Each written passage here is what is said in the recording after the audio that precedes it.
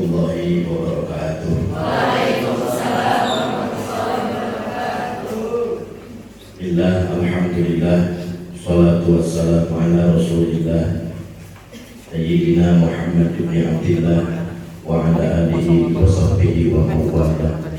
Amma ba'du. Yang sama-sama kita hormati dan kita muliakan Guru Agung Bang Esa Haus. Semoga Allah panjangkan umur lahir dan batinnya, bertambah karomahnya dan kita bisa mendapatkan karomah dari beliau. Abah Jaga yang sama-sama kita hormati, Pak Kiai Dadang, dan juga tentu yang sama-sama kita hormati Ketua STID Sirnarasa Kiai Daniel, Ibu Bapak sekalian, para dosen dan mahasiswa yang sama-sama hadir pada kuliah umum di STID Sirnarasa. Yang pertama, kuliah itu berbeda dengan juziah, ulun. Idealnya secara keseluruhan, tidak juz'un, tidak parsial. Karena itu bedanya siswa dengan mahasiswa. Siswa metode pembelajarannya pedagogi, guru betul-betul ngajar ke murid, sedangkan mahasiswa dengan dosennya andragogi. Model pembelajaran orang dewasa. Jika belajar, yang dikejar adalah mendapatkan hasil fikir, tapi kuliah itu diharapkan mendapatkan metode pikir, sehingga itu yang menantang baik bagi dosen ataupun mahasiswa untuk mendapatkan metode pikir. Kalau mendapatkan hasil pikir akan terhenti, bahkan dalam tanda petik mendewakan hasil pikir yang sudah ada. Tapi kalau metode pikir akan melahirkan pemikiran-pemikiran baru. Kalau kita belajar ilmu dakwah misalkan, mengacu kepada Abdul Fattah Al-Bayanuni, Al-Madkhal ila Ilmi Dakwah, jika terhenti di situ, maka kita akan mensakralkan ilmu. Padahal ilmu itu relatif. Tapi kalau yang dipelajari metode pikirnya, diharapkan ke depan akan lahir Abdul Fattah Bayanuni yang baru.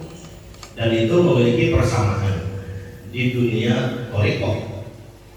Pengersa Abah tidak fokus hanya menyampaikan hasil pikir, tapi mengajarkan metode pikir, sehingga disebut perjalanan.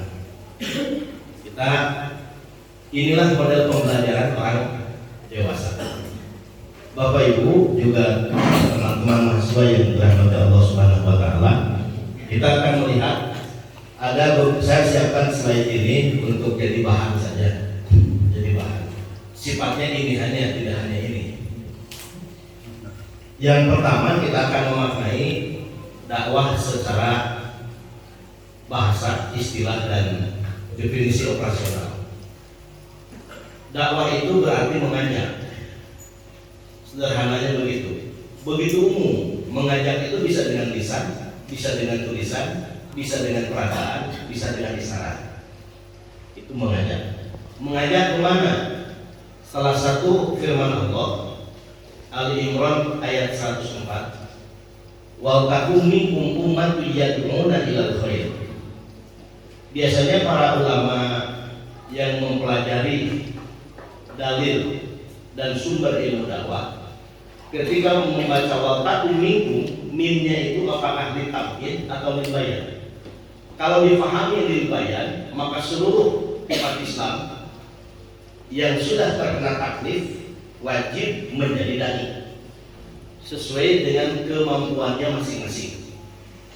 Tapi kalau minnya litabyin sebagian saja, maka dakwah hukumnya jadi fardu kifayah, diwakili oleh sebagian orang. Nah, yang mewakili sebagian orang ini mereka yang memiliki kualifikasi tertentu. Nah, kualifikasi tertentu itulah akan didapatkan di perkuliahan yang khusus mempelajari ilmu dakwah seperti di SPID Sirnarasa ini. Jadi kalau fardu kifayah diuntungkan terciptanya kualitas dai, karena tidak sembarangan menjadi dai. Ada syarat dan ketentuan yang mengikat jika seseorang ingin menjadi dai. Tapi kalau lil bayan, keseluruhan umat Islam terkena takdir, diuntungkan dalam menjawab kuantitas dai. Karena secara kuantitas kita juga masih krisis antara problem keumatan sebagai makhluk dengan jumlah dai sebagai penegak dakwah. Nah, ini jadi dua-duanya tidak ada masalah. Yang kuna ilal khair, kalau kita baca terjemahan semata Al-Quran ayat 104 Ali Imran ini diartikan kebaikan dan kebajikan. Al-khair mungkin diartikan kebaikan, al-ma'ruf diartikan kebajikan. Tapi dalam pemahaman para mufassir, di antaranya Syekh Mustafa Al-Marwazi, al-khair itu al-Islam, maka dakwah itu islamisasi. Islamisasi proses islamisasi. Jadi kalau ada mission fakultas misionaris di Amerika, artinya fakultas itu mengajarkan bagaimana cara mengkristenkan orang lain. Maka mission fakultas dakwah itu sejatinya adalah fakultas yang berupaya mencetak kader-kader dai untuk mengislamkan orang. Jadi dakwah yang pertama orientasinya yang kuna ilal khair, keluar orang luar supaya masuk Islam. Ini yang disebut dengan proses islamisasi. Dan itu yang dilakukan oleh baginda Nabi ketika mengislamkan, dimulai dari istrinya dengan para sahabat dan juga dai Nusantara yang bernama Wali Songo, mengislamkan orang lain, menambah kuantitas umat Islam. Dan ternyata dakwah inilah yang sekarang dirasakan tidak menjadi tema utama lagi. Sehingga kalau zaman saya kelahiran 77 masih muda, kata yang sudah tua, masih sehat walafiat, belum sehat walafiat. Itu kalau ditanya, saya waktu aliyah, jadi saya dokter yang tidak pernah SMA, kan SMA-nya aliyah. Kalau ditanya, waktu saya aliyah berapa persen umat Islam Indonesia, saya akan menjawabnya 90% umat Islam Indonesia Muslim. Tapi giliran anak saya yang usianya SMA, ditanya berapa persen umat Islam Indonesia, menjawab 80%, ada sebagian 75%. Artinya apa? Kuantitas umat Islam di Indonesia itu berkurang. Nah, kenapa berkurang? Karena dakwahnya belum maksimal pada yang kuna ilal khair, melakukan islamisasi. Nanti al-ma'ruf, upaya humanisasi, memanusiakan manusia setelah masuk Islam. Dari luar ya kuna ilal khair, sudah masuk Islam baru amar ma'ruf nahi munkar. Ma'rufnya diperintahkan hal-hal yang baik sesuai dengan ajaran Islam. Yang ajaran Islam itu akidah, ibadah, muamalah dan akhlak. Sedangkan selain itu dihindarkan dari segala kemungkaran, tapi setelah dia kuna ilal khair. Nah, ini yang pertama. Orientasi dakwah. Karena ilmu dakwah itu mengacu kepada Al-Quran. Al-Quran sebagai kitab dakwah. Kitab dakwah karena di dalamnya berisi isyarat sekaligus syarat pelaksanaan dakwah.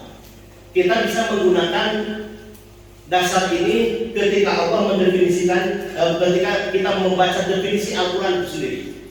Apa definisi Al-Quran? Al-Quran itu rata-rata kalau kita definisikan dengan bahasa umum, yaitu kalam Allah yang diturunkan melalui malaikat Jibril kepada Nabi Muhammad SAW. Kadang Jibril menampakkan diri, kadang tidak menampakkan diri. Itu diungkapkan oleh Syekh Abdul Wahab Khalaf antaranya. Nah, kemudian kita bisa rumuskan unsur-unsur tanjil Quran, unsur-unsur tanjil Quran, unsur-unsur ketika Quran turun.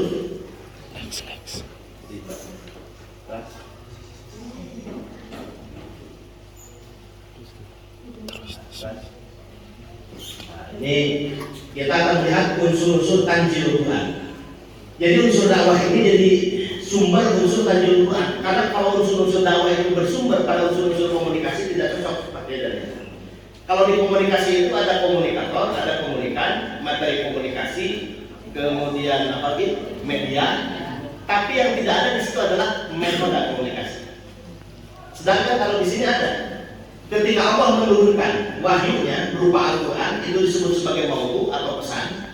Kemudian melalui perantaraan malaikat Jibril sebagai wasilah. Nanti ada 2 ayat dalam Al-Quran, wabtagu ilaihil wasilah, yang diinterpretasi oleh Abdul Fattah Bayuni itu al-wasilah ay al-uslah, segala sesuatu yang bisa menyampaikan ke tempat yang dituju.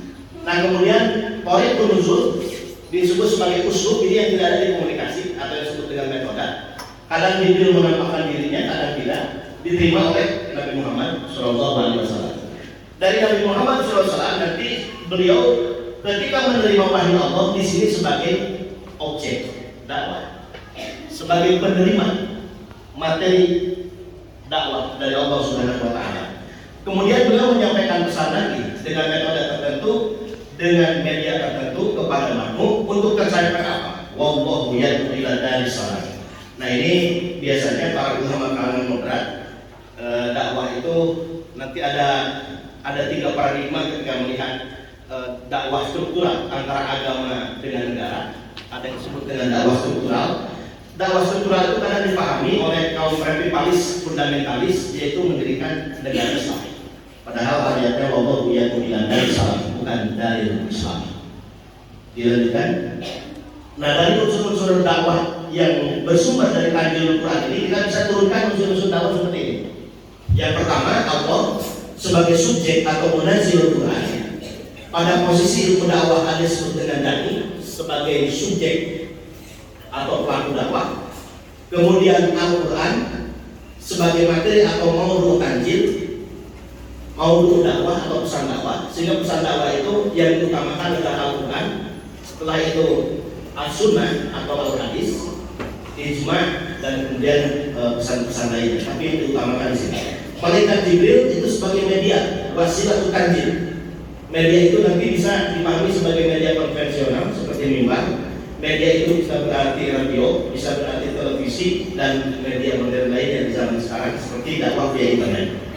Kemudian berwujud atau tidak berwujud malaikat Jibril ini disebut sebagai metode atau uslub tanzil. Kemudian Nabi Muhammad SAW sebagai objek atau penerima tanzil, di situ di unsur dakwah ada disebut dengan mandu, objek dakwah. Kalau berbicara etika dakwah itu berarti ada dimensi-dimensi etis pada unsur-unsur dakwah. Misalkan etika dai, etika mandu, etika media, etika pesan dakwahnya, etika yang meliputi unsur-unsur dakwah. Nah salah satu contoh misalkan, karena dai pertama, kita tidak menyamakan antara Allah sebagai dai dengan manusia tentunya, tapi karena berdasarkan Tanzilul Quran tadi, Allah sebagai dai pertama ini harus menjadi top model untuk para dai berikutnya. Maka watasibu bi sifatillah wa taqallabu bi akhlaqillah, bersifatlah dengan sifat Allah dan berakhlaklah dengan akhlak Allah. Jadi ketika merumuskan bagaimana dai itu, etika dai itu, dai yang etis itu adalah dai yang implementasi perilaku sehari-harinya dari Al-Asmaul Husna. Karena sifat Allah itu bisa diturunkan dari Al-Asmaul Husna. Misalkan Allah itu Ar-Rahman Ar-Rahim, Allah itu Maha Pengasih dan Penyayang. Maka dai atau kita sebagai para dai itu punya jiwa yang pengasih penyayang, tidak pendengki dan pendendam. Al-Khaliq, inovatif, Al-Musawwir, Maha Pembentuk. Ini dari 9 Asmaul Husna itu menjadi karakter, sehingga menjadi Al-Asmaul Husna berjalan. Ini yang pertama, yang disebut dengan etika dai.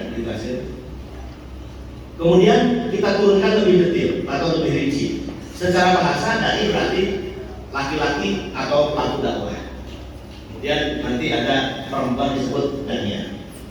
Nah ini dijelaskan oleh Abdul Fattah Bayuni. Saya rasa dai itu fokus pekerjaannya melakukan komunikasi, edukasi, implementasi, dan internalisasi ajaran Islam.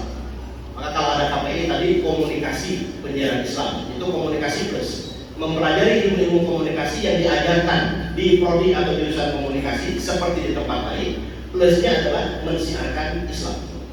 Kemudian ada PKI, bimbingan konseling Islam. Jadi bimbingan konseling Islam ini berbeda dengan KPI. Kalau KPI itu komunikasi publik, ceramah, paguyuban, ceramah itu KPI, komunikasi penyiaran Islam. Tapi kalau BKI bimbingan konseling Islam, dia berhadapan dengan jamaah yang terbatas. Ya, kita contohnya yang real saja. pengesahabat itu menggunakan metode BKI, seperti BKI, bimbingan konseling Islam. Orang datang terbatas berkonsultasi. Kalau kita ngajarin supaya rajin sholat malam, supaya rajin tadarus Al-Quran, rajin riyadhah, mungkin sebagian ada yang mendengar dan mentaatinya. Tapi kalau konseling ini yang datang rata-rata kan dalam tanda petik ya berkebutuhan khusus. Waduh, aku yang lulus ujian ya, kedah naon doana, Pak iya lah ya tak kalah dari lama di dalam gua omongan kelas wabah. Manawi abdi mah ieu teh ditinggalkeun kawin muka bogo. Maca naon ya, nah itu karena dia butuh ya, sehingga konselornya itu akan lebih fokus menjawab masalah yang dihadapi oleh makmumnya secara spesifik, dan itu efektif, sangat efektif Pak, sangat efektif. Inilah yang ke depan diharapkan para kader PKI itu bisa tampil seperti itu. Jadi pemecah masalah dari problem keumatan yang datang mengadu. Dan itu dilakukan oleh Nabi Musa alaihissalam ketika menghadapi masalah konflik of interest dengan Fir'aun. Beliau pun datang ke Nabi Harun, ke Nabi Khidir. Selain dirinya juga berdoa, doanya minta dilapangkan dada. Rabbi shrah li sadri wa yassir li amri wahlul 'uqdatam min lisani yafqahu qawli. Translate. Nah ini pesan dakwah yang kedua. Tadi yang disebut pesan dakwah itu nanti terpetakan kepada 4 pesan. Yang itu pertama menyampaikan pesan tentang akidah. Maka kalau ada perdebatan dahulukan fikih atau akhlak. Dua-duanya tidak dahulu. Yang didahulukan itu akidah. Dakwah Nabi di Mekah itu 13 tahun dakwah akidah. Belum kepada permasalahan fikih. Dan belum berkonsentrasi kepada permasalahan akhlak. Meskipun masyarakatnya dulu Maduni dan masyarakat jahiliyah, tetapi yang dibenahi untuk itu semua akidah. Nah ini saya rasa kekuatan STI Sinarasa itu punya basis kajian, punya model, sekaligus punya modal sosial yang luar biasa untuk pembentukan dan pemeliharaan akidah yang bagus. Karena ini dakwah yang utama dan pertama. Jadi dakwah utama dan pertama kepada umat manusia itu adalah akidahnya, menanamkan keyakinan. Capek kita kalaupun mengajarkan akhlak tapi akidahnya belum tertanam dengan baik, itu nggak akan ngefek. Seperti nyiram air ke daun talas atau daun keladi, akan keluar lagi. Resapannya itu adalah akidah. Jadi ketika diajarkan fikihnya fikih yang lengkap karena berbasis akidah. Nah ini kalau baca Al-Hujurat ayat 14 itu model iman orang Badui ini kan susah benahi dari sisi akhlaknya. Mereka mengaku berislam tapi belum beriman, karena iman itu adalah ketika masuknya Allah di dalam hati. Nah saya punya kalau tes Pak, kalau menyebutkan benda ataupun nama-nama masih belum terasa ada getaran khusus dalam jiwa kita, itu berarti masih dipertanyakan akidah kita. Misalkan kita sebut meja, kita sebut kursi, kita sebut kemudian nama orang tua. Kalau belum ada getaran khusus antara ketika menyebutkan meja, menyebutkan kursi dan nama kedua orang tua, berarti belum ada di dalam hati kedua orang tua. Kalau menyebutkan kendaraan, motor, mobil, terus kita sebutkan orang yang spesial di hati, kabogo, belum ada getaran, cintanya masih dipertanyakan. Karena ketika menyebutkan sesuatu yang dicintai, pasti ada getaran tersendiri di dalam jiwa yang tersembunyi dalam hati yang paling dalam.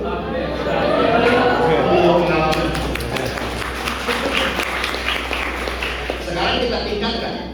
Kalau menyebut nama-nama makhluk, ketika kita sebut nama Kholi, belum ada getaran khusus dalam hati, berarti kita masih belum memposisikan Rob kita itu spesial ya.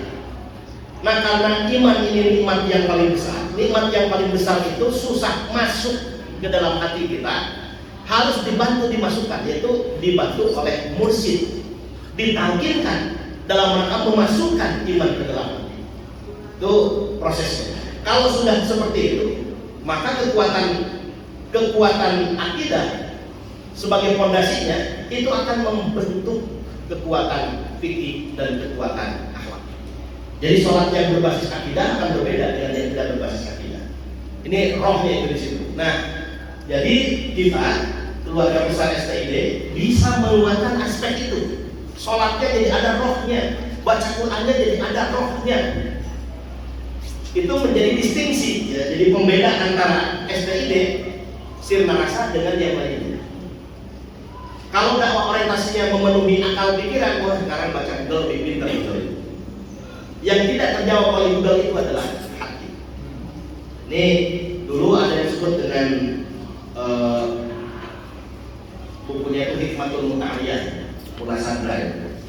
Jadi orang kenapa tidak ada ketenangan batin, hatinya resah, jiwanya gelisah, bahkan hidupnya berasa serba salah karena hanya mengenal Allah.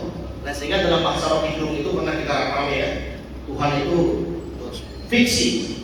Maksudnya begini, fiksi itu kadang-kadang kita memposisikan Allah itu sebagai tokoh dalam sebuah cerita sinetron, tokoh yang sangat gagah perkasa dan sangat kenal dengan tokoh itu, kita favorit, kagum dengan tokoh itu, lakonlah dengan cerita sinetron, tapi tidak pernah mendekati.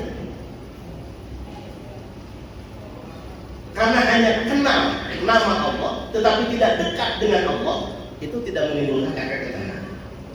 Jadi bukan hanya kenal, mestinya dekat. Nah, untuk dekat itu perlu proses yang disebut dengan metode talqin.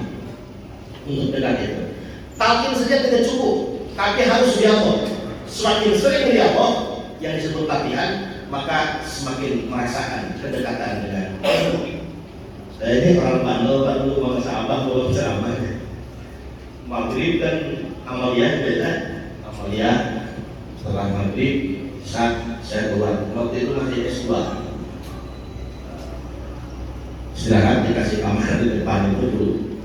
Kata para sahabat, raos sholat sunat, raos sholat sunat. Kan untuk raos mah dikir. Eta nu raos mah dikir mah, di mana ya dikir dengan sabarnya. Di mana ya dikir, mereka atau maghrib dikir atau di sabu. Sana dikir, latihan dikir. Latihan dikir. Boleh saya tanya, kalau yang di masjid barusan latihan dikir apa? Dikir yang sungguhnya seperti apa? Dikir yang sungguhnya ketika dikir tidak ingat dikir, hanya ingat Allah. Dari situ karena saya jauh bisa disampai ilmu.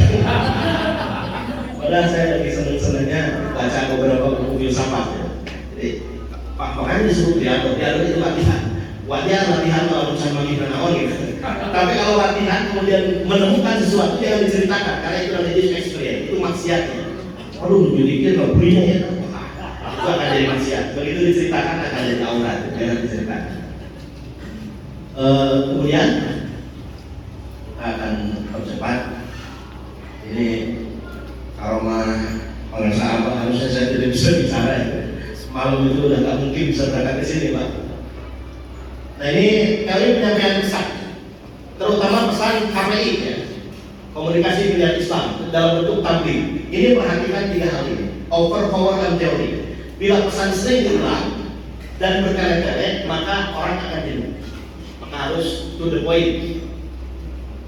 Yang kedua, global teori ini yang hebat. Suatu pesan ide yang dikemas dengan baik, ditawarkan dengan daya persuasi, pasti akan diterima oleh kalian. Nah, ini pandai ATM memodifikasi. Don't tell them teori.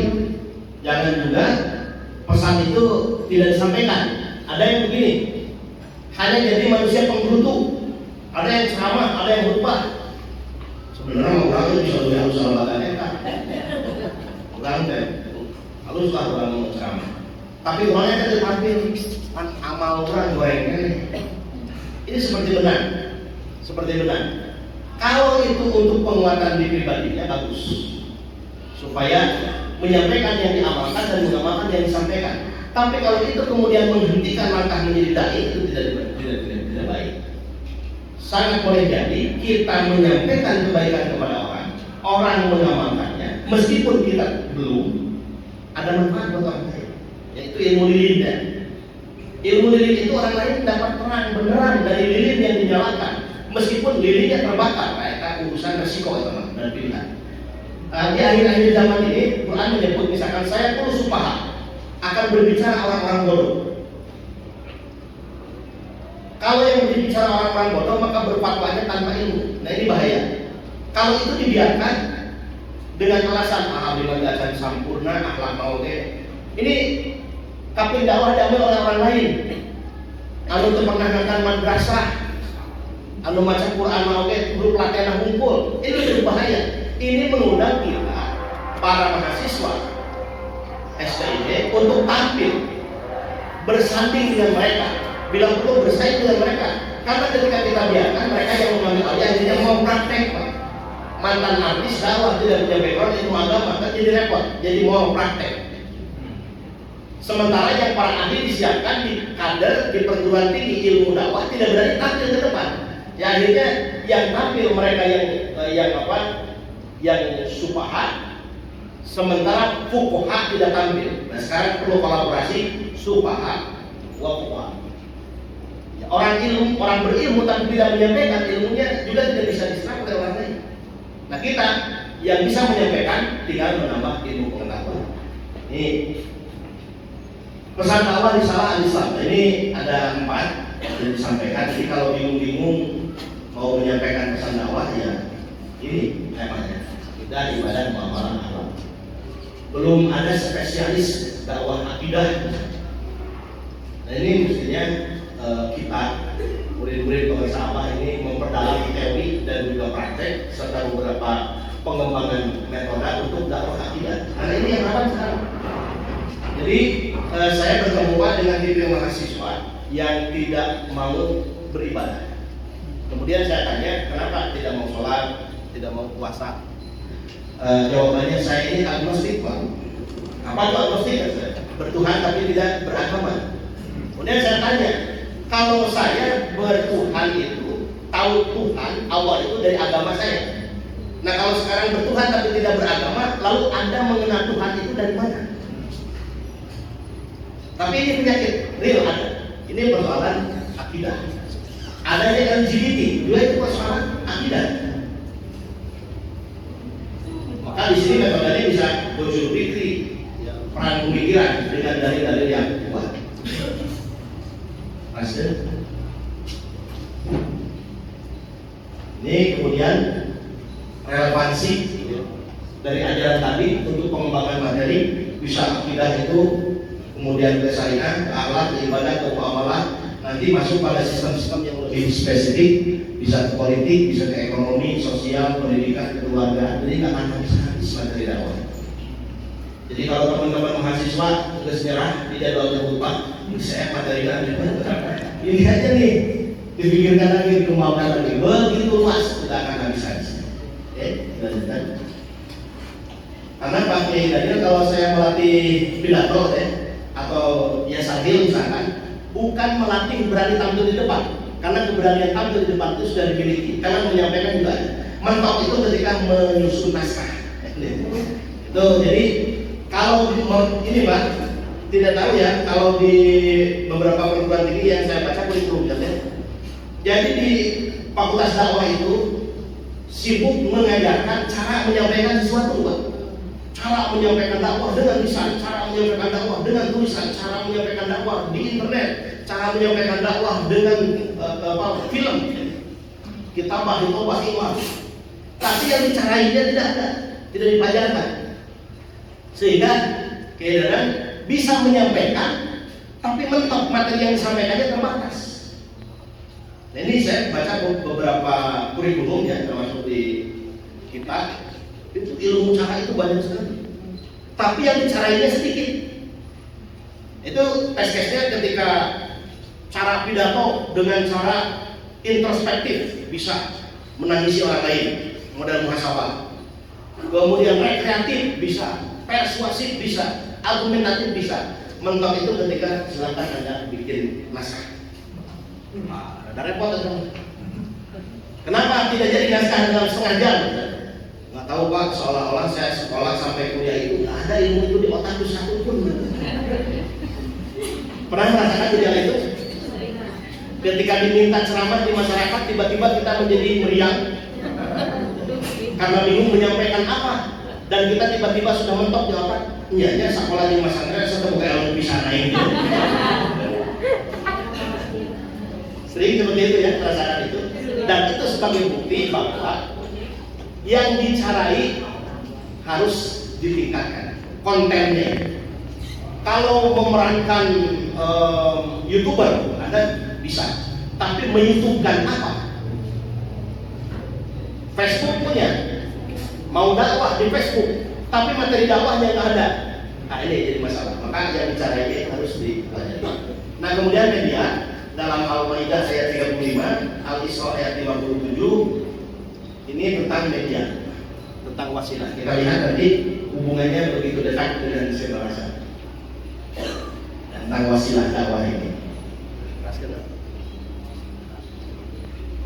Media material ini biasa dipelajari, apalagi di fakultas dakwah atau sekolah tinggi ilmu dakwah, pasti ini dipelajari.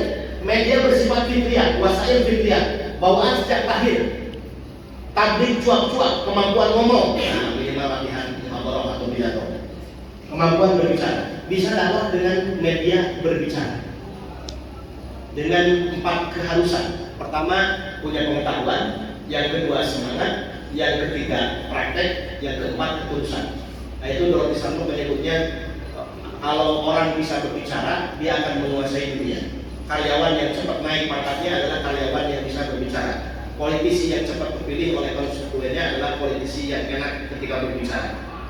Dosen, ya dosennya halus nih, dilihat dari berbicara. Oh pinter ya, dilihat dari berbicaranya. Pentingnya dunia bicara itu dikuasai. Dan ternyata Quran mempetakkan sangat indah. Ketika junior berbicara kepada senior menggunakan qaulul karimah, model berkata anak pada orang tua. Al-Isra ayat 23. Tapi ketika senior kepada junior itu An-Nisa ayat 9, qaulul sadida. Tapi ketika rakyat kepada pimpinannya qaulul layyinan, kata-kata yang diplomatis. Tapi sebaik-baiknya itu semua adalah qaulul sakila, kata-kata yang berbobot. Saciduk metu saucapnya. Nah itu dia saudara. Bisa kita mendapatkan kekuatan saciduk metu saucapnya itu dengan 2 kekuatan. Ayat sebelumnya berbicara demikian, yaitu dengan kurun cilet, kenggak kecil. Nah kurun cilet itu artinya rajin sholat malam, ibadah malam, kenggak kecil, rajin puasa. Dulu orang tua ngomong, kadang ulah cari tilawah, bisi nonton jodoh, begitu. Tidak rasional sebetulnya. Tapi begitu dilakukan ada karmanya. Bayangkan kalau kita sudah memiliki kekuatan itu, mabok siap, burut mana? Begitu mabok, burut kayak dia, nah itu akan cepat dakwahnya. Nah ini kekuatan seperti itu hanya dimiliki oleh orang-orang yang sudah punya kedekatan khusus kepada Allah Rabbul Alamin. Para sahabat kita yakin sudah di situ, bahkan di atas itu kapasitasnya. Macam-macam kemudian wajar. Kalau para yang sudah punya kekuatan itu, umat akan pak siun. Udah dulu kan masih ada kereta ya, orang yang kemarin dan dulu cilaka di jalan. Nah sehingga kalau sakila kata-katanya berbobot itu yang disebut saciduk itu saya ucapnya kan. Air itu mah saciduk perlu jadi nyatu, saya ucap perlu jadi bandawa. Yang kedua, media yang bersifat ilmiah, wasail ilmiah atau ilmiah, yaitu media hasil produksi, edukasi dan teknologi manusia seperti tulisan, ya wasilah jadawiyah, termasuk juga lukisan. Kemudian wasilah basoriyah, lukisan yang bisa dilihat, audio, wasilah samiyah seperti radio, audio visual, wasilah samiyah basoriyah, televisi atau sekarang media internet juga banyak, teater, wasailah mutanawiyah. Nah maka kalau di KPI itu ada 3 ranah kajian, khitobah itu speaking, kitabah writing, yang ketiga iklan itu adalah broadcasting. Dan menurut Bung Deddy Mizwan, dakwah melalui film itu sangat rumit dan sulit. Begitu ditayangkan adegan sholat subuh katanya, yang dilihat bukan diapresiasi, hebatnya bilang dia adegan sholatnya, bukan, tapi sholatnya pakai dulu atau hendak. Bung Deddy Mizwan. Yang kedua mencari aktor dan aktrisnya. Ada yang punya kemampuan aktingnya bagus, menjual tapi non muslim, banyak akting kita sholat. Ada yang biasa sholat kalangan santri, tapi acting nggak terbiasa. Maklum kan jalur di kurang. Jadi itu bisa acting saya namanya. Ini bro. Yang kemudian kesulitan berikutnya adalah penjaga dananya, sponsornya. Yang ketiga alur cerita. Sekali bikin film dakwah, akhirnya salah kaprah. Film dakwahnya memang tidak filmnya lalakonan ustaz, tapi ustaznya nggak mungkin tasbih. Tasbih tadi alurnya gunungnya hancur, nah, itu jadi tidak mendidik juga. Itu dulu majalah yang paling laku itu majalah yang paling laku itu majalah Hidayah. Apa isinya? Diceritakan di situ ada bayi terbang, kuburan belah, gitu. Jadi semakin mistik ternyata semakin banyak peminatnya. Kalau sekarang dipakai oleh pesulap merah dengan usubin.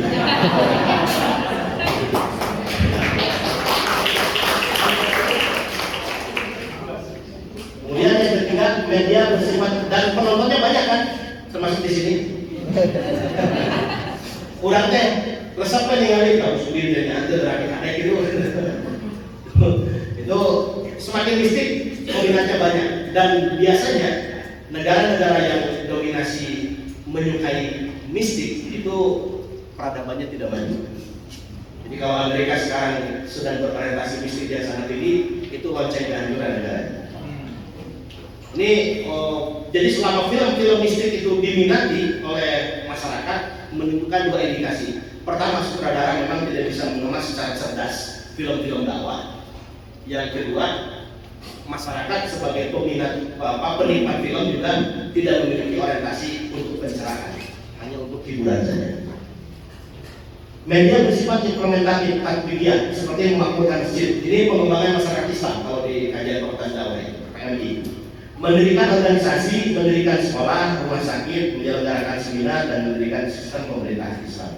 Ini dilakukan istimewa dengan memperbanyak kelompok-kelompok. Itu lebih terasa kesetaranya dibandingkan majelis taklim biasa yang menyampaikan ilmu baik fikih ataupun ilmu lainnya, dibandingkan dengan di majelis zikir, sentuhannya beda. Dan itu dibuktikan oleh beberapa pemerhati ahli ilmu kejiwaan. Ini dan itu bisa menjadi model. Jadi kalau mau jadi gampang, buka saja manakib umat datang. Anda bisa mengeluarkan akidah di situ, bisa menginformasikan kajian-kajian keislaman dan sakral. Terasa sakral itu, terasa media imaterial. Kalau media tadi media bersifat material itu kadang-kadang tidak memberikan efek yang signifikan. Ini yang kuat. Media imaterial, wasilah maknawiyah, sebuah media yang tidak bisa diindra, tapi sering terbukti memberi pengaruh secara empirik dalam kehidupan. Apa? Seperti kekuatan energi doa, keikhlasan, akhlak yang baik, dan perilaku spiritual lainnya. Kalau ini dimiliki, wah, yang tadi itu bisa saksi itu ucap yang salah. Dan tempatnya di sini. Saya coba tes. Kalau ngajar di hari Senin dan Kamis, kebetulan hari Senin dan Kamisnya berusaha untuk puasa sunnah, termasuk mahasiswanya, dibandingkan dengan hari lain yang tidak melaksanakan puasa sunnah, ternyata akhir semester hasilnya beda. Perilaku mahasiswanya juga beda, keberkahan ilmunya juga beda. Jadi kalau mau jadi dai yang memiliki kekuatan energi imaterial, jangan nunggu nanti kalau sudah jadi sarjana, sejak kuliah harus beda dengan yang lain. Riyadhahnya lebih mantap, puasanya lebih mantap, tali Qur'annya lebih mantap, sedekahnya lebih mantap. 4 tahun ke depan Anda otak diisi dengan ilmu, hati diisi dengan iman, maka akan jadi dai yang berilmu dan beriman, yang diangkat derajatnya oleh Allah Subhanahu wa taala. Ini kekuatannya. Rasul. Nah, ini kalau dirasum secara keseluruhan uslub atau metode dakwah. Yang pertama ada tabligh KPI, komunikasi pendidikan Islam, kitabah, menulis, kemudian khitbah, belajar ngomong yang baik tadi, iklan, broadcasting. Khitbah itu nanti ada dua, ada khitbah diniyah dan ta'siriyah. Khitbah diniyah itu khitbah atau penyampaian pesan keagamaan secara lisan yang terikat dengan ibadah makhluk, seperti khutbah Jumat, khutbah Idain, Idul Adha, Idul Fitri, khutbah gerhana bulan, gerhana matahari, khutbah istisqa, khutbah ketika wukuf di Arafah, khutbah nikah. Nah ternyata Pak, stok khotib itu berkurang. Ketika stok khotib Jumat sudah melimpah, begitu ada istisqa, stok khotibnya berkurang. Kalau biasa khutbah Jumat kira bingungan dari istisqa atau gerhana bulan, gerhana matahari. Maka fikih khutbah itu harus sampai mempelajari itu. Ya kita di anak talibin itu harus di apa namanya, perlu ditampul. Khutbah nikah kan di situ ada. Jadi dari mulai teorinya sampai prakteknya ada di situ. Dan itu fikih. Tidak mungkin mengarang ya menggunakan ilmu retorika biasa karena terikat. Pertama misalkan harus ada syahadat, ada hamdalah, kemudian syahadatain, wasiat takwa, mengutip ayat. Menurut kaum Syafi'iyah, khutbah Jumat meskipun panjang, bagus, menarik, tapi di akhir khutbah kedua tidak ada doa ampunan, khutbahnya tidak sah. Berarti itu tidak cukup hanya mempelajari ilmu retorika, tapi mempelajari fikih khutbah, fikih khutbah. Kemudian yang kedua, irisan BKI, individu, ilmu yang dikuasainya ilmu psikologi. Kemudian model penyampaian misalnya dengan cara dialog. Kadang-kadang ngomongin sedikit tapi jadi pendengar. Nah sekarang sedang latihan jadi PKI, jadi pendengar. Dan itu pekerjaan yang sangat melelahkan. Takbir, manajemen dakwah organisasi, manajemen aktivitas organisasi. Ini nanti menjadi dasar adanya dakwah struktural. Man ra'a minkum munkaran falyughayyirhu biyadihi. Yadun kalau menurut konsep dakwah hisbah itu dengan tangan ini. Ningali anu mabok, capok langsung. Aya perjudian, duduk langsung. Ada konsepnya memang, ada teorinya dakwah dengan tangan seperti ini. Ada yang maksiat, ambilin langsung. Nah maka itu disebut oleh bahasa keamanan dakwah radikal. Hal menggunakan teks. Tapi kalangan modernis mengartikan yadun itu power kekuasaan. Dakwahnya menggunakan power kekuasaan, struktur pemerintahan. Ya, jadi eksekutif, legislatif, yudikatif, atau pimpinan perusahaan, pimpinan organisasi, Anda bisa terus membuat SOP agar karyawan, karyawati atau masyarakatnya melaksanakan himbauan pimpinan. Kemudian tamkin, pengembangan masyarakat Islam, inter, intra, dan antar budaya, teorinya sosiologi dan antropologi. Ini nggak banyak ngomong, dakwahnya yang disebut dengan dakwah bilhal. Kalau sekarang yang dipopulerkan itu dan jadi dakwahnya khitobahnya. Kalau rumah dakwah bil kolam gitu. Dikritik oleh luar dakwah bil kolam itu. Ya jadi enggak karena musuh, wah cara ya dakwah bil kolam jadi kolam. Maka diganti sekarang sudah dipopulerkan dakwah bil kolam dan dakwah dengan khitobah, dengan kitabah, dengan tulisan. Masuk. Matung atau objek dakwah untuk mempertimbangkan apa yang disampaikan dengan cara apa, maka kita mengenal lebih dekat madhunya dari sisi apa? Pertama kategori usia. Tadi kalau usia yang lebih muda berarti kita kaulan sadida. Kata-kata yang persuasif edukatif. Kalau lebih tua kaulan karim. Harus kita anggap asal memilih kata-kata yang tidak menyinggung dan ngajari. Kategori pendidikan. Berbicara dengan yang berpendidikan dengan tidak berpendidikan itu juga harus menjadi pertimbangan. Kalau orang tidak berpendidikan maka dikasih teori pusing, harpi deh, green yang dikasih teori. Jadi pengennya itu sudah jadi. Kalau umpan sudah tinggal disantap, tidak mau lagi muter-muter dari segala macam. Sehingga tidak aneh kalau para kiai, para ulama kita, ya amal itu umpannya, udah nggak tahu lagi. Ya dari nama mak terus maknanya amal dan bukan karena ilmu yang baik itu ilmu yang diamalkan, bukan ilmu yang didalili lagi. Ngamalkan dalil sama bukan kedalilan amal. Kemudian yang ketiga kategori pekerjaan. Kalau mantuk kita pekerjaannya petani tentu berbeda dengan nelayan. Nah ini ilmu yang bisa membantu ini ilmu antropologi, sosiologi bahkan psikologi. Kemudian kategori kultur atau budaya. Ini juga harus menjadi bahan pertimbangan. Ada budaya di daerah tertentu, misalkan di Cikalongan, yang disebut ngaji, pengasah di ulang ngaos, lu disebut ngaos teh harus bawa kita. Begitu datang tidak bawa apa-apa, pada ngaos ngaos itu kurang. Ngaos umum, mereka sanes kita dan ngaos dari rumah kita. Terus standar pakaian juga begitu. Kita emosinya, nggak acung koko, nggak pensi. Oh, lupa tidak pakai pensi, ya pensisnya sangat gimana deh. Jadi ini masalah. Nah, ini harus jadi bahan pertimbangan. Tapi ketika mau diskusi, ya, melakukan pencerahan ke saudara-saudara kita yang ada di terminal, nah, berarti kan menyesuaikan juga pakai celana jin, walaupun kita jadi Islam. Kategori jenis kelamin, ngomong dengan ibu-ibu, dengan bapak-bapak kan beda. Ibu-ibu itu sensitif kalau ngomong masalah poligami, kalau ngomong perlu di rumah.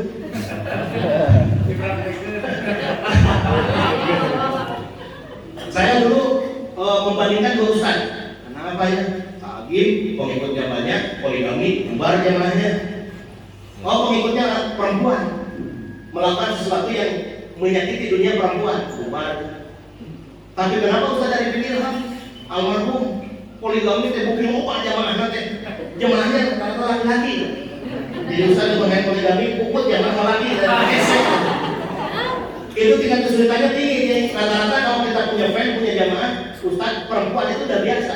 Tapi punya jamaah laki-laki itu luar biasa. Ustaz dari Ilham nuka pukul tuh jamaah laki deh.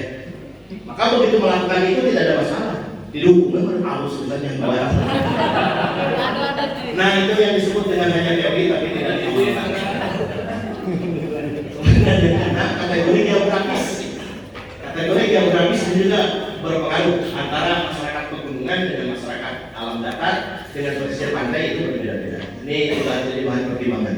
Tentu ini hanya isyarat-isyarat saja, tidak memberikan contoh langsung. Problematika dakwah di era modern. Nah ini menjawab tantangan zaman, tantangan global. Apa tantangan global itu? Ada 4 atau 5 penyakit. Yang pertama individualistik. Islam punya spirit membangun semangat berjamaah, tapi kenyataan sekarang justru sebenarnya individualistik, masing-masingan. Yang kedua pragmatis. Jadi kalau ada dulu kitab Fathul Akmal, ini sebetulnya untuk menjawab pragmatis. Mun maca Yasin, penyakit cager begitu kan. Mungkin ke depan akan seperti itu ditantang. Lamun dikir bakal bongkar, Jadi lamun ngamalkan dia, loba bobohan. Orang akan beralih. Jadi sudah begitu pragmatis. Ayo sholat mau waktu itu begitu. Hidup sangsara kan sering dengar kata-kata begitu. Ayo gitu sholatnya kok kayak mulia. Tapi ini kenyataannya seperti ini. Hedonistik maunya enak-enak, maka ceramah yang paling laku ceramah yang membuat jamaahnya banyak tertawa. Itu ada 3 penelitian, 3 kategori diteliti. Ceramah akademik, ya, seperti model saya ceramah sekarang ini ceramah akademik. Nanti larinya yang formal di khutbah, peminatnya sedikit, hanya 20% Ustaz. Jadi kalau kita seminar serius begitu, jamaahnya juga sedikit, yang memperhatikan lebih sedikit lagi. Itu yang 20-30%. Yang banyak itu yang rekreatif. Kenapa? Karena masyarakat kita sudah penat dengan kesulitan hidup dan kehidupannya, perlu hiburan. Ngaji itu perlu hiburan. Kudu ayat tidak sederhana. Kalau tidak bisa, ada di Indonesia ini masyarakat elit yang setiap hari menikmati kebahagiaan dengan berbagai caranya, tetapi tidak normal karena jarang sedih. Nah, diambil segmen ini oleh Ari Ginanjar, oleh Aagim dengan konsep muhasabah, Ari Ginanjar dengan dengan ISQ-nya, dan Ustadz Arifin Ilham dengan majlis zikirnya.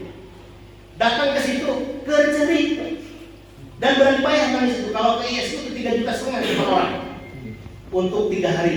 Cerik, hayang cerik. Coba mau balik ya cerik masalah. Tapi itu laku. Jadi kalau punya calon pidato bisa ngebodor, oh itu segmennya banyak, peminatnya banyak. Jadi mubalik yang populer. Itu Pak Bedada. Itu anugerah karena pasarnya terbuka. Kalau tidak bisa, wah boro-boro batur jadi seri, seri dan kurang jadi ceri kabeh. Masuk segmen yang 20%. Anda bikin pengajian khusus bisa nyerikan batu, muhasabah ya dong. Sholat malam, pertemuan malam, ceri. Itu yang datang ke sana juga kelas kakak, jamaahnya. Nah kalau biasa-biasa akademisi ya itu segmen khutbah, dan serius ya kan. Tepusingan bodor dan ceri karena tak sono lempeng-lempeng. Kemudian hedonistik, materialistik. Orientasi manusia sekarang begitu materi. Kuliahnya ya kan tinggal dia lamun kuliah tadi kalau lulusan ini jadi gawe apa? Bukan digawe ya. Lamun kawin di sini kan di mana orang cicingnya mobilnya nawan udah begitu ya. Tiga nama laki satu waktu kawin ke sini orangnya buka warisan mati bapaknya. Pengalaman dihitung itu materi. Kemudian nasionalistik, kemasan Islam, kemasan yang rasional. Jadi kalau Abah Jagat itu dengan kompetensi yang dimilikinya, jadi wakil khusus oleh sahabat, tapi kemasan torekohnya itu bukan torekoh yang jadul, tapi torekoh yang rasional. Nah sehingga bisa diterima di medsos ya oleh warganet dan juga diterima di masyarakat akademik. Kalau zaman dulu kan temenan hanya oleh pokoknya itu nanti sekian tuh. Itu tidak laku di kalangan tadi di kalangan rasional dan masyarakat sekarang rata-rata sudah rasional. Meskipun ada banyak hal yang tidak rasional, karena rasional itu terbatas. Contoh kalau kita punya di depan rumah punya mangga, kenapa buah mangga berbuah mangga?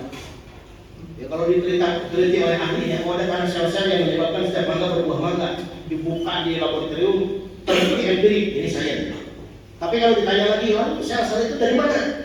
Apakah dari mangga atau di luar mangga? Di luar mangga. Siapa itu? Dari Tuhan. Filsafat rasional. Kemudian ditanya lagi, Tuhan kenapa sih? Di mana dia? Bagaimana saya dekat dengan Tuhan? Itu sudah tidak bisa dijawab oleh filsafat dan juga saya. Jawabannya adalah di mystical knowledge, pengetahuan mistik. Tapi mistik yang bukan tadi, mistik dalam pengertian yang subistik ya, toreko. Situ ada. Terakhir, ini alternatif dakwah. Yang pertama dakwah melalui internet. Dai menyampaikan pesan melalui metode. Ini dulu terbatas ya simulasi tulisan video, sekarang kan sudah bisa dakwah melalui TikTok sekarang itu. TikTok bisa dipakai kok. Ini bisa menggunakan itu. Medianya itu majunya sangat beragam yang tidak terbatas. Jadi alternatif pertama di tantangan global itu bisa dakwah menggunakan ini, dakwah melalui internet. Mas, ini yang kedua, alternatif kedua, dakwah melalui kebijakan publik. Yang mudah-mudahan ada yang jadi petinggi negeri. Ketiga, kalau alimnya sudah kencang harus sudah berhenti. Kemudian yang ketiga, Mas dan ini Mas diganggu. Nah ini alternatif ketiga dakwah kultural melalui tabligh dan PKI termasuk tadi. Yang pertama tabligh kitabah, membuat buku, majalah, artikel dan lain-lain. Tabligh kitabah terbagi dua tadi, tasriyah dan ilmiah. Iklan, ya, membuat film, drama, sinetron. Mas, tahap dakwah ideal. Nah, ini saya rasa ingin pembuatan distingsi di sini. Tahapan-tahapan dakwah itu, kalau melihat sejarah dakwahnya Nabi, ketika menghindarkan dari segala kejadian, beliau menetap di Gua Hiro, mengasingkan diri di Gua Hiro, bertafakur, bertaharus. Itu dakwah. Disebut dakwah apa itu? Itu disebut dakwah manusia. Beberapa sarjana keluaran Mesir banyak Pak Dr. Idris Abdul Somad itu menolak istilah dakwah manusia. Yang ada itu dakwah datiah. Tapi saya karena beberapa referensi bisa mendukung dakwah manusia itu dakwah pada diri sendiri dalam bentuk liqoyatun nafs. Wujudnya tiga, tazkiyatun nafs, muraqabatun nafs, dan jihadun nafs. Itu untuk apa? Untuk mengalahkan nafas fujur oleh nafas takwa. Wa nafsi wa masawwaha fa'alhamaha fujuraha wa taqwaha. Nafs. Maka di sini dibutuhkan bukan hanya pengetahuan teori, tapi kemampuan praktik dan harus punya otoritas. Urusan jiwa menjiwa itu kalau tidak ahlinya itu bisa sakit jiwa ya.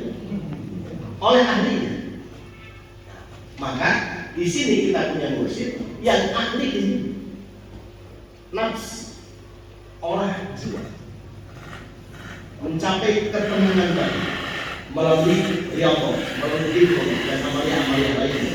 Jadi ini kekuatan yang nanti harus dikembangkan, dikuasai, ditingkatkan, jadi modal sosial, modal intelektual dan modal spiritual untuk menjadi dai. Dan jangan disiram rasa jebolan KPI kan. Karena ini tidak diajarkan di tempat lain. Yang kedua, dakwah fardiyah. Ini umum. Dari diri mengajak keluar diri. Oh, misalkan keluarga. Kemudian dakwah hizbiyah, dakwah kelompok, dakwah partai, dakwah suudiyah, dakwah qabailiyah, dakwah lintas budaya. Mas, terima kasih. Jadi mudah-mudahan saya ingin menguatkan yang pertama, sebaik-baiknya dakwah dimulai dari diri sendiri yang disebut dengan dakwah nafsiyah, dan kita punya mursyid untuk mempraktekkan, mempelajari dan dijadikan sebagai model dakwah nafsiyah bersama. Yang kedua, materi dakwah yang paling utama bukan lagi membincangkan apakah fikih ataupun akhlak, tapi akidah. Dan di sini gudangnya pembenahan, pembinaan akidah. Kalau ini dikuasai, maka akan lahir dai-dai yang bisa memperbaiki akidah, diawali dari dirinya sendiri. Maka dakwahnya bukan hanya menyampaikan, bukan hanya bisa didengar omongannya, tapi juga bisa dilihat perilakunya. Itulah yang disebut dengan dakwah bi ahsani qaul dan bi ahsani amal. Mudah-mudahan harapan ini bukan sebatas harapan, tetapi menjadi kenyataan. Kalian menjadi kader-kader dakwah yang potensial untuk memperbaiki kondisi umat di masa yang akan datang. Terima kasih, mohon maaf atas segala hilaf dan kekurangan. Mudah-mudahan ada manfaatnya buat kita semua. Assalamualaikum warahmatullahi wabarakatuh.